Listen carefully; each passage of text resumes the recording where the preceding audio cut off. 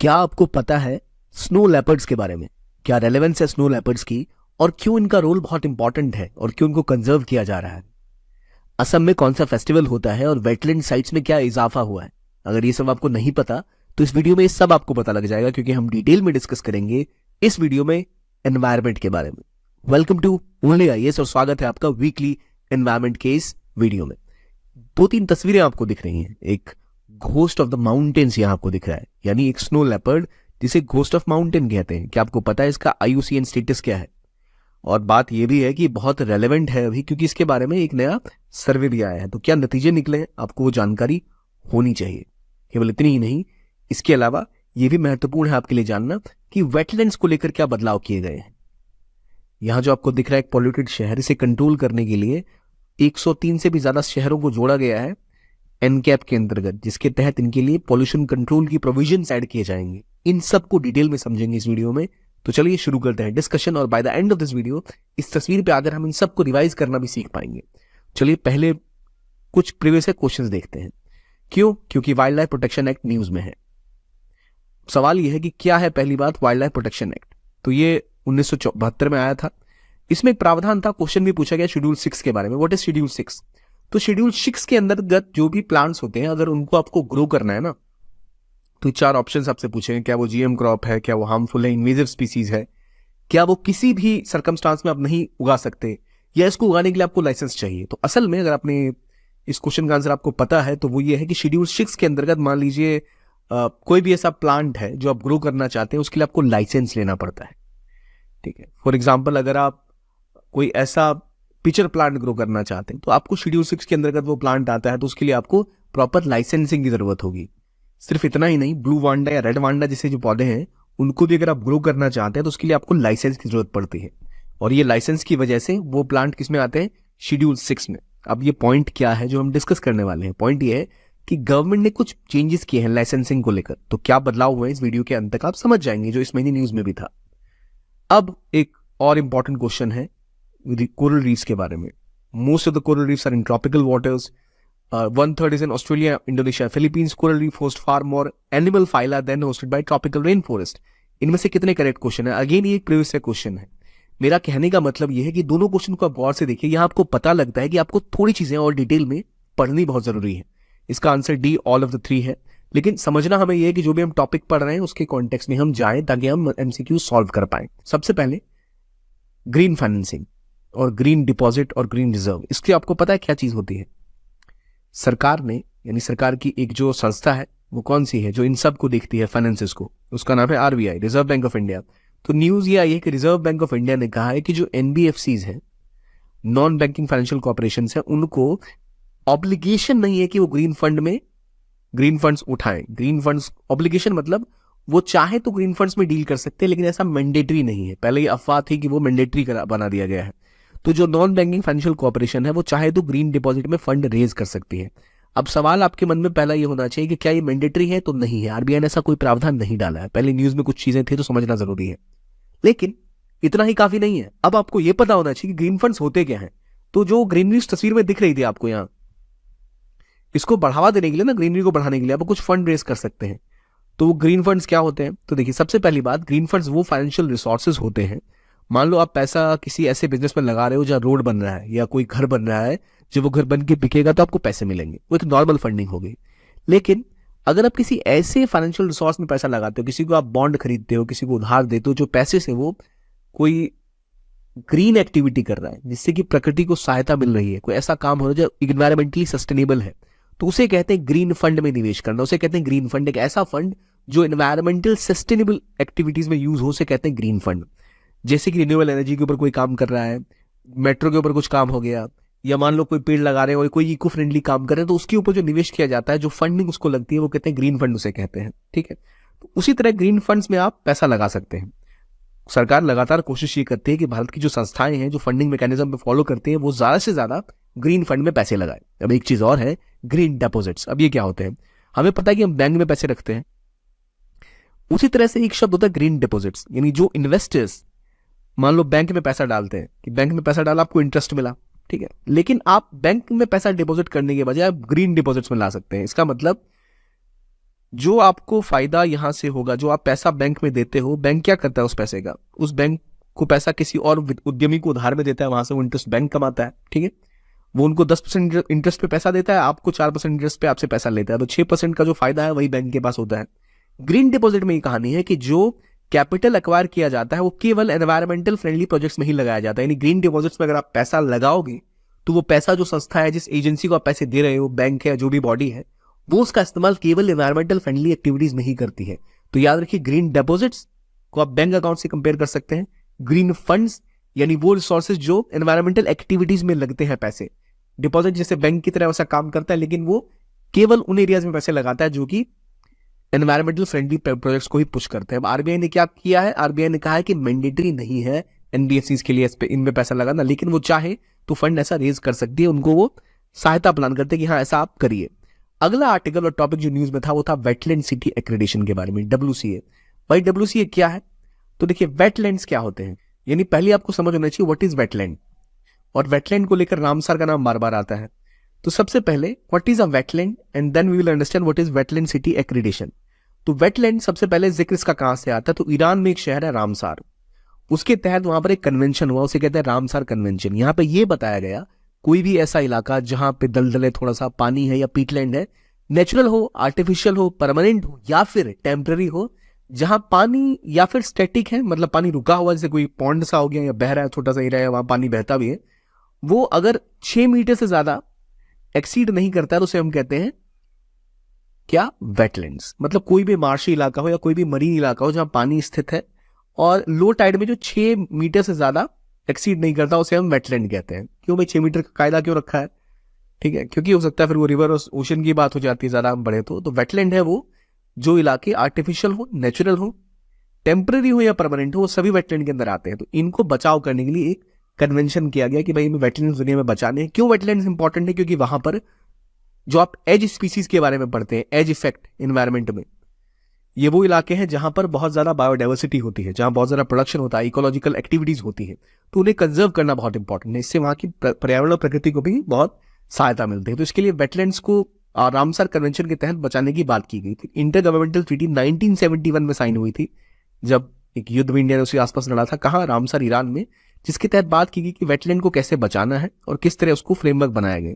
तो उनमें इंडिया एक पहली बॉडी थी जिसने ये बात करी, और बढ़ते बढ़ते भाग में भी 75 वेटलैंड साइट्स रामसर कन्वेंशन के अंदर इंडिया में आते हैं।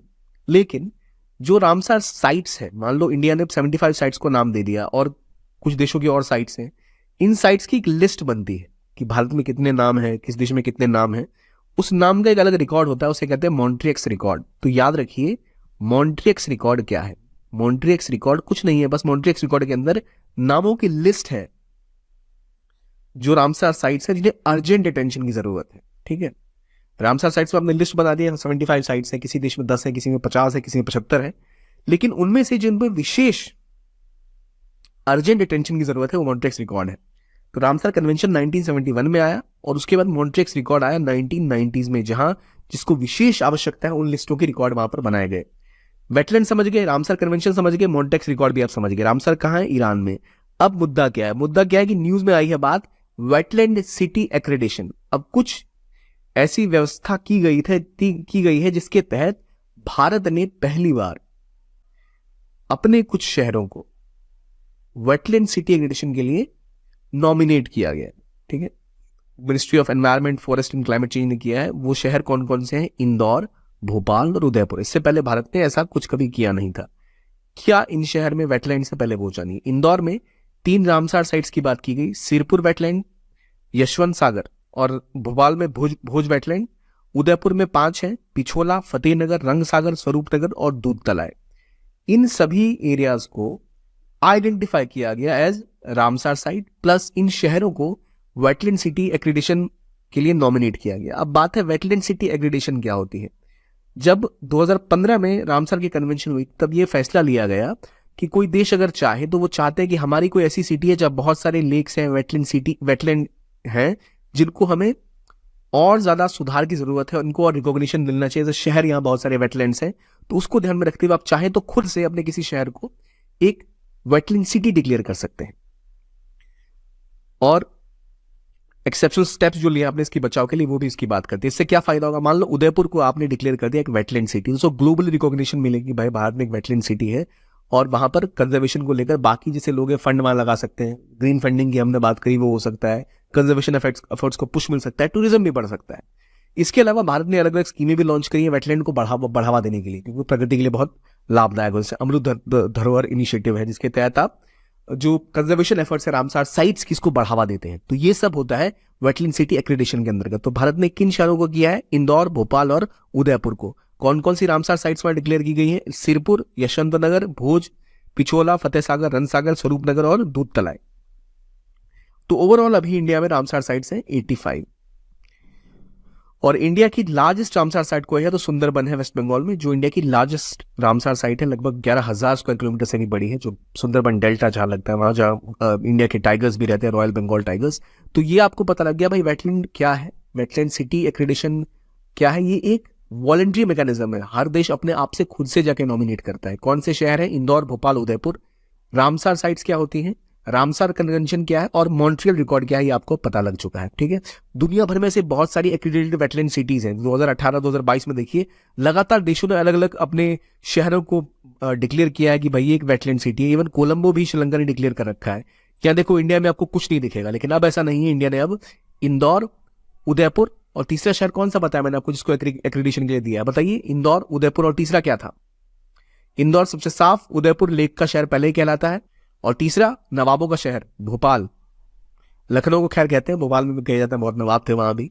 तो भोपाल, लखनऊ, भोपाल, इंदौर और उदयपुर, 3 शहर। ठीक है, अब ऑलरेडी अब देखिए रामसार साइट्स तो इंडिया में ऑलमोस्ट 85 रामसार साइट्स अभी हैं।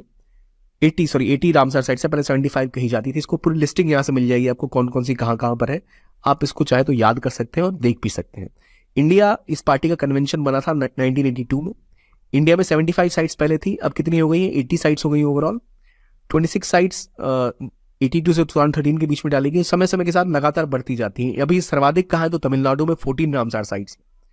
ये बातें हो गई किस चीज के बारे में, रामसार साइट्स के बारे में। रामसार साइट्स को बढ़ावा देने के लिए हमने बोला कि एक अमृत धरोहर स्कीम पहले से है, लेकिन जब इस बार बजट आया तो उसमें हमने ग्रीन ग्रोथ के ऊपर फोकस किया था। ग्रीन ग्रोथ को पुश करने के लिए आपने कुछ और योजनाएं लॉन्च करी थी। कौन कौन सी योजनाएं थी, एक था, इस बार बजट पढ़ लिया होगा आपने, फिर भी याद है या नहीं देखते हैं। पहला एक ग्रीन क्रेडिट प्रोग्राम लॉन्च किया गया था ताकि आप सस्टेनेबल कार्य करें बढ़ावा देने के लिए। फिर पीएम प्रणाम, जो कि जो स्टेट चाहे और वो अगर ऑर्गेनिक फर्टिलाइजर ग्रो करना चाहते हैं, देखिए नॉर्मल केमिकल फर्टिलाइजर से जमीन को बहुत नुकसान होता है और वहां की उर्वरकता और बाकी जो इलाके हैं वहां जो और जीव उसके ऊपर निर्भर है उनको भी दुष्प्रभाव पहुंचता है। तो उसको बदलने के लिए पीएम प्रणाम लॉन्च किया गया। फिर गोवर्धन स्कीम लॉन्च की गई थी वेस्ट टू वेल्थ के लिए, कि आप गोबर गैस बनाओ और चीजों को और बेहतर तरीके से डेवलप करो। और मिष्टी मैंग्रोव प्लांटेशन को बढ़ावा देने के लिए मिष्टी स्कीम लॉन्च की गई थी, ये बहुत इंपॉर्टेंट है। अब मैंग्रोव्स कहां पर होंगे, अक्सर जो इलाके होते हैं वेटलैंड्स होते हैं, तो मैंग्रोव्स को पुश करने के लिए मिष्टी स्कीम को भी लॉन्च किया गया। तो मिष्टी स्कीम स्पेसिफिकली फुल फॉर्म है mangrove initiative for shoreline habitat and tangible outcomes, जिसमें कि आप कोस्ट के आसपास मैंग्रोव को प्लांट करेंगे। अमृत धरोहर एक और स्कीम जो पहले बता चुका था कि हम बेहतर वेटलैंड का इस्तेमाल कर सके, उसको यूज कर सके, उसकी बायोडाइवर्सिटी, कार्बन स्टॉक और वहां पर जो इको टूरिज्म है उसको बढ़ावा दे सके, जैसे ऑक्सबो लेक्स हो गई, इस तरह की चीजों का आप पुश कर सकते हैं। तो ये प्रयास भारत ने बजट के अंदर भी किए हैं और भारत ने अपने शहरों को अब वेटलैंड सिटीज भी डिक्लेयर किया है, एक्रेडिट किया है, और भारत में टोटल 80 साइट्स भी हो गई। इसके बाद जो दूसरा इंपॉर्टेंट टॉपिक है कि आपने चलो अपने वेटलैंड्स को बचा लिया, अब वनों में आते हैं। जो सबसे बड़ा कौन सा था भारत का, सुंदरबन। लेकिन भारत में जब वनों में कोई जीव रहते हैं तो उनको शिकार पर और प्लांटेशन के ऊपर अलग अलग नियम कायदे लगते हैं। तो इसी को लेकर एक wild life licensing rule 2024 initiate किए गए हैं। भाई ये क्या होते हैं, देखिए हमें पता है वाइल्ड लाइफ एक्ट 1974 के बारे में भी पढ़ा, 72 के बारे में, sorry, wild life protection act 1972, जिसके तहत आप में अलग अलग प्रावधान किए गए थे। शेड्यूल 1, शेड्यूल 2, शेड्यूल 6 की बात हमने की प्रीवियस क्वेश्चन में। लेकिन अब वाइल्ड लाइफ लाइसेंसिंग रूल्स में बदलाव किए गए। क्या बदलाव किए गए हैं, पहला बदलाव आप देखिए तो शेड्यूल 1 में किया गया है। शेड्यूल 1 के अंदर क्या बदलाव किए गए कि अगर सेंट्रल गवर्नमेंट एग्री करे तो कोई वाइल्ड एनिमल को लेकर आप लाइसेंसिंग करा सकते हैं। पहले ये बंद था, ठीक है।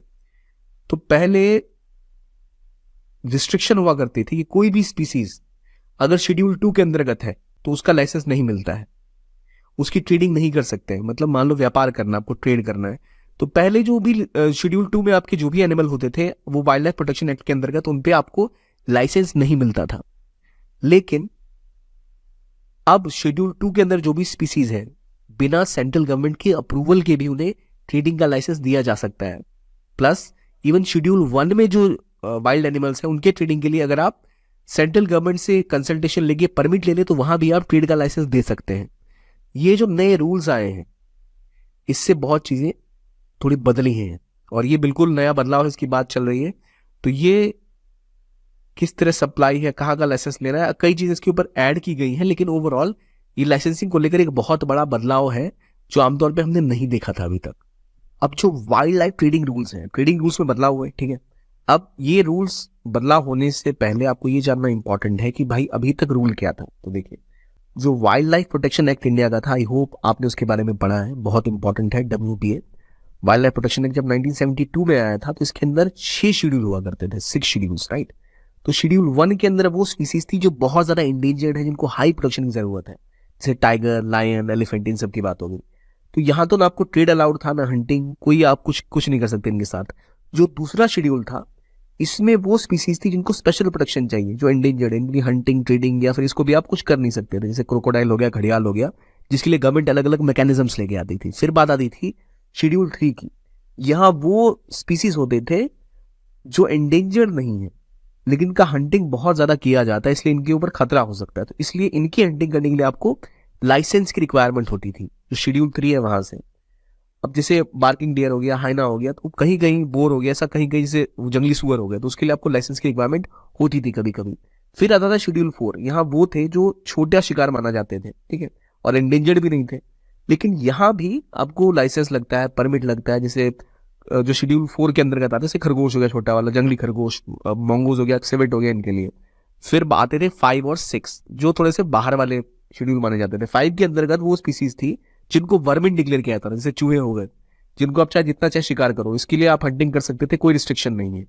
जैसे पहले कोमन क्रो या जो आपका जैसे कौवा कहते हैं उसका भी शिकार, चूहा, इस तरह के फ्रूट बैट हो गया, वो सब आते थे। शेड्यूल 6 ये था कि जिनके ऊपर आप ऐसी स्पीसीज जिनको आप कल्टीवेट नहीं कर सकते थे, प्लांट नहीं कर सकते थे। फॉर एग्जाम्पल पिचर प्लांट हो गया, ब्लू वांडा हो गया, रेड वांडा हो गया, कूट हो गया, तो ये 6 आपके शेड्यूल हुआ करते थे। तो अब जो बदलाव आए हैं वो लाइसेंसिंग रूल्स में आए हैं।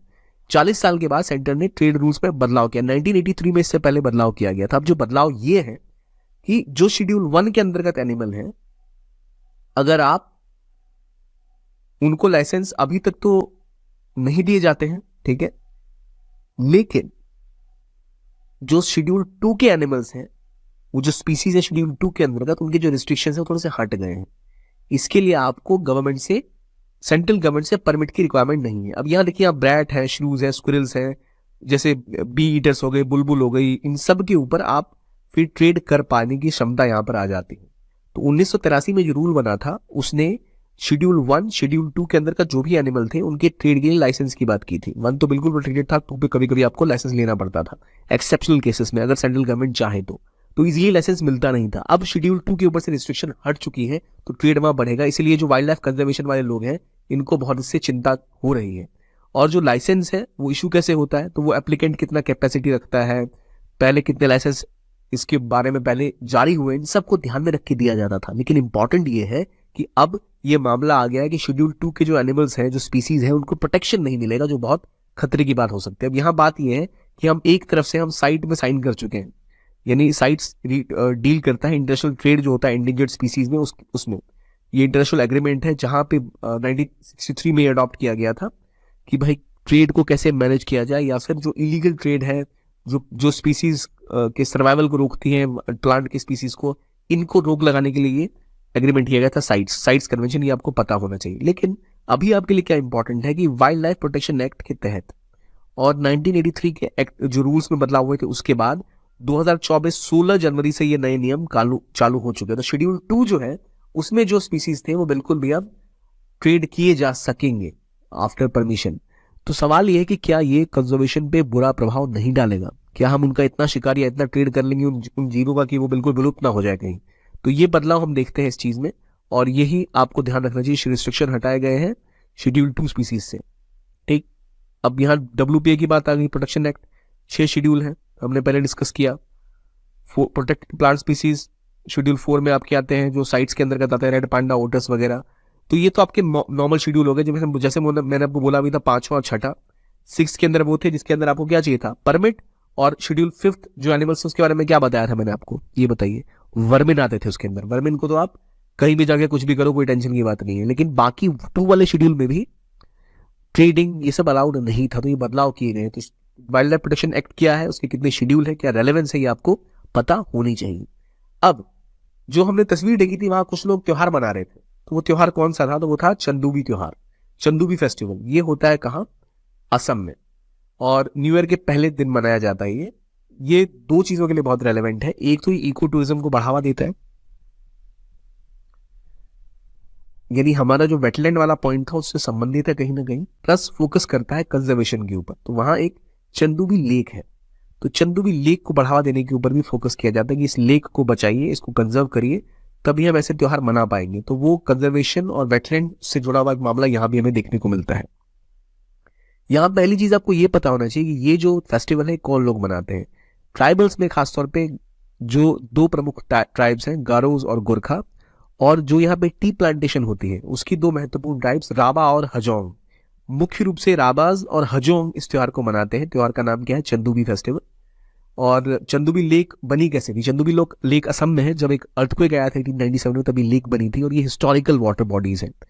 तो खासी में इसका नाम, असल में नामकरण किया गया था चांदूबी। चांद मतलब 5 और डूबी मतलब डूबना, सिंकिंग।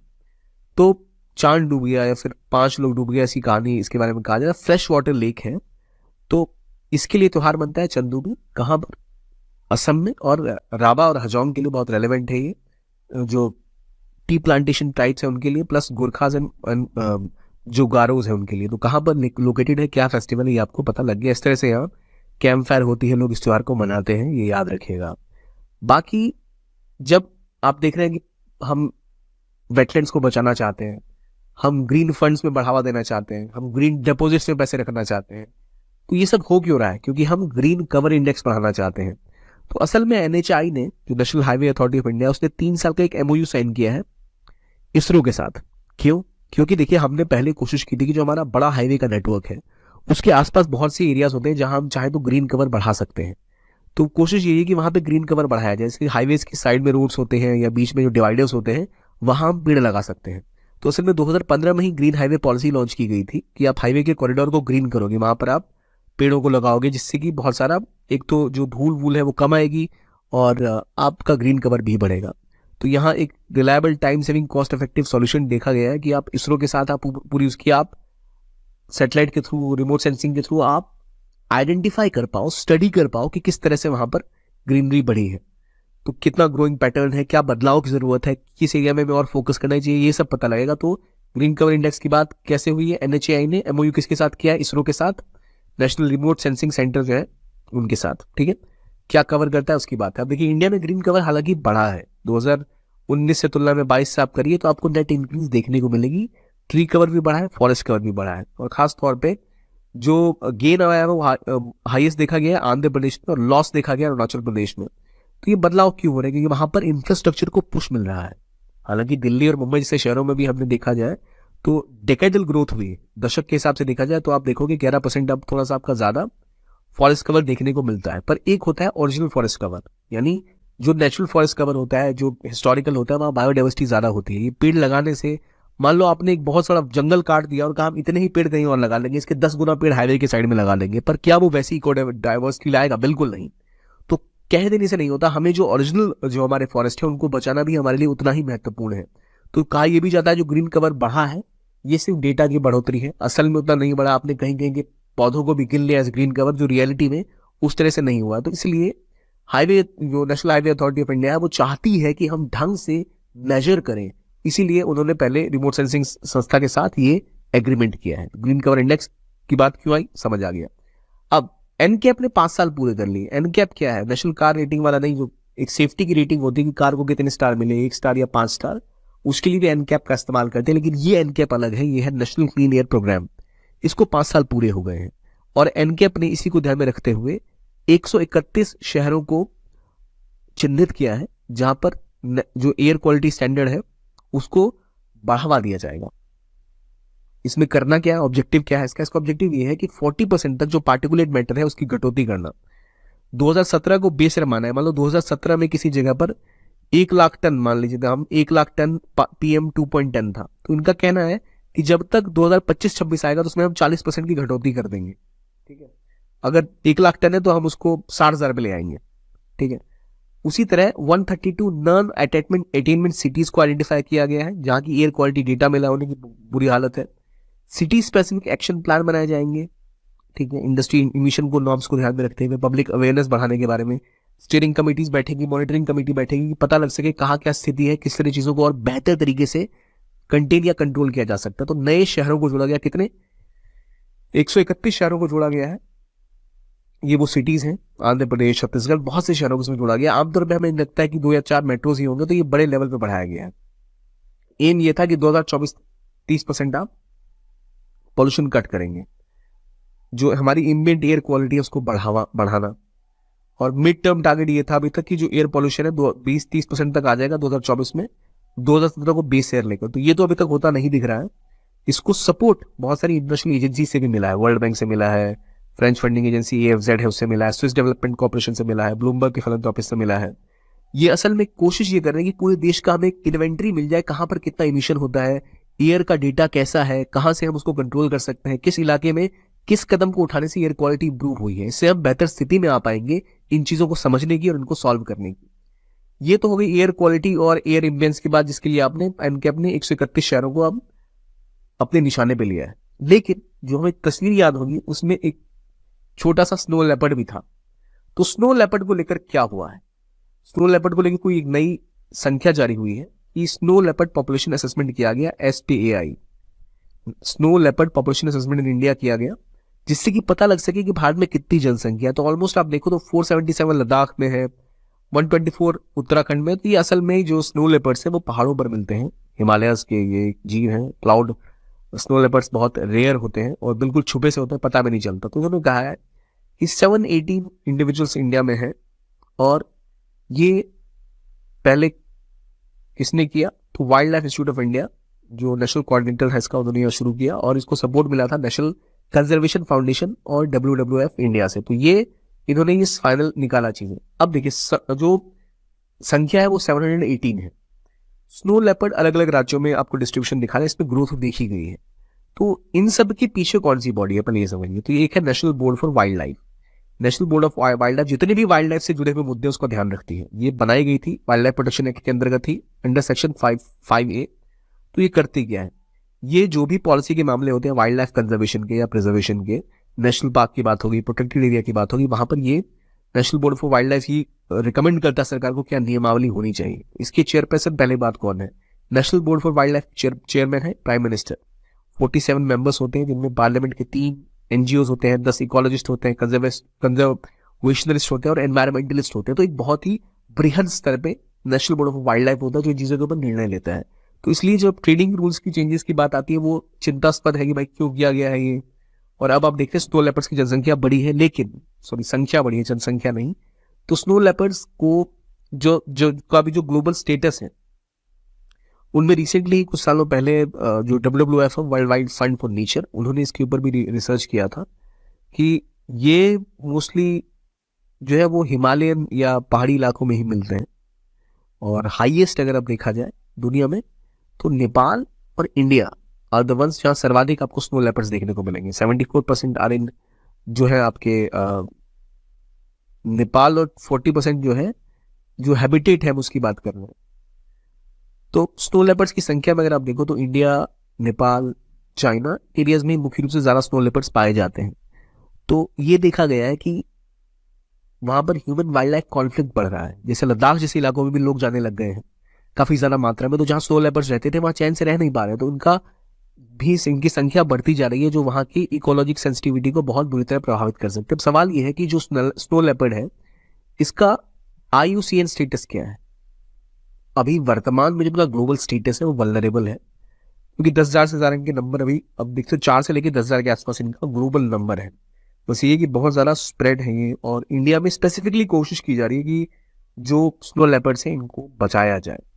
ये स्नो लेपर्ड्स की बात हुई, इनका जो कंजर्वेशन पे पुश किया जा रहा है, तो अब देखिए डेंसिटी और नंबर्स आपको मेनली हिमालयन स्टेट्स में देखने को मिलते हैं। लेकिन एक स्टेट जहां ये बहुत ज़्यादा मात्रा में रहते हैं, वहां पर डार्क स्काई रिजर्व इंडिया का पहला बनाया जा रहा है हाल ही लद्दाख में, जो अराउंड 4500 मीटर दूर है। यहाँ फर्स्ट डार्क स्काई रिजर्व बनाया जा रहा है, जहां पर आप जाकर, ये दुनिया की एक ऐसी साइट है लद्दाख में जहां पर आप क्लियर आसमान देख सकते हैं।